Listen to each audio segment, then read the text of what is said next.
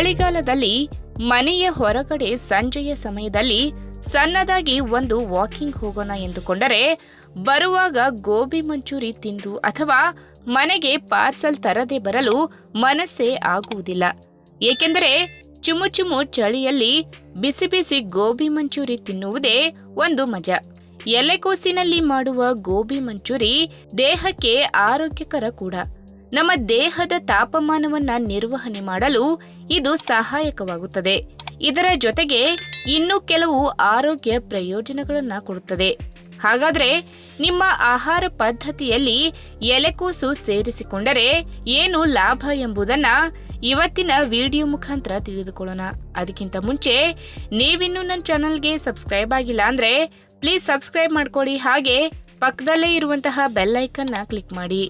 ಎಲೆಕೋಸು ತನ್ನಲ್ಲಿ ಸಲ್ಫರ್ ಹೊಂದಿರುತ್ತದೆ. ಇದು ಕ್ಯಾನ್ಸರ್ ವಿರುದ್ಧ ಹೋರಾಡುವ ಗುಣವನ್ನ ಪಡೆದಿರುತ್ತದೆ. ಸ್ವಲ್ಪ ಕಹಿಯಾಗಿದ್ದರೂ ಕೂಡ ಇದು ನಿಮ್ಮ ದೇಹದಲ್ಲಿ ಜೀವಕೋಶಗಳ ರಕ್ಷಣೆಯನ್ನ ಮಾಡುತ್ತದೆ. ಶಕ್ತಿಯುತವಾದ ಆಂಟಿ ಆಕ್ಸಿಡೆಂಟ್ ಅಂಶಗಳು ಇದರಲ್ಲಿದ್ದು, ಒಂದು ವೇಳೆ ಮೊದಲೇ ನಿಮ್ಮಲ್ಲಿ ಕ್ಯಾನ್ಸರ್ ಕಾರಕ ಜೀವಕೋಶಗಳು ಇದ್ದರೆ ಅವುಗಳನ್ನ ನಾಶಪಡಿಸುತ್ತದೆ.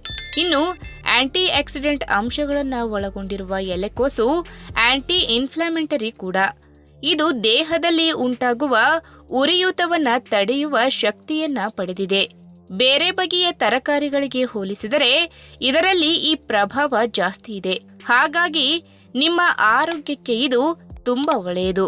ಇನ್ನು ಎಲೆಕೋಸು ತನ್ನಲ್ಲಿ ಅಪಾರ ಪ್ರಮಾಣದ ವಿಟಮಿನ್ ಕೆ, ಅಯೋಡಿನ್ ಮತ್ತು ಆಂಟಿ ಆಕ್ಸಿಡೆಂಟ್ ಅಂಶಗಳನ್ನು ಒಳಗೊಂಡಿರುವುದರಿಂದ ಮೆದುಳಿನ ಜೀವಕೋಶಗಳ ಅಭಿವೃದ್ಧಿಯಲ್ಲಿ ನೆರವಾಗುತ್ತದೆ. ಮುಂಬರುವ ದಿನಗಳಲ್ಲಿ ನೆನಪಿನ ಶಕ್ತಿ ಕೊರತೆಯಾಗುವ ಸಾಧ್ಯತೆಯನ್ನ ತಡೆದು ಅಲ್ಝೀಮರ್ ಕಾಯಿಲೆ ಬರದಂತೆ ಮಾಡುತ್ತದೆ.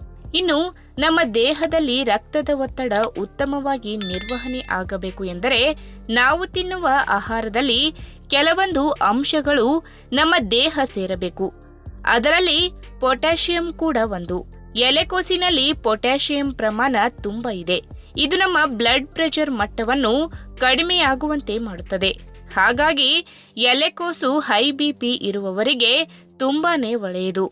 ಈ ವಿಡಿಯೋ ನಿಮಗೆ ಇಷ್ಟವಾದಲ್ಲಿ ತಪ್ಪದೆ ಲೈಕ್ ಮಾಡಿ, ಶೇರ್ ಮಾಡಿ, ಹಾಗೆ ನಿಮ್ಮ ಅನಿಸಿಕೆನ ಕಮೆಂಟ್ ಮೂಲಕ ತಿಳಿಸಿ.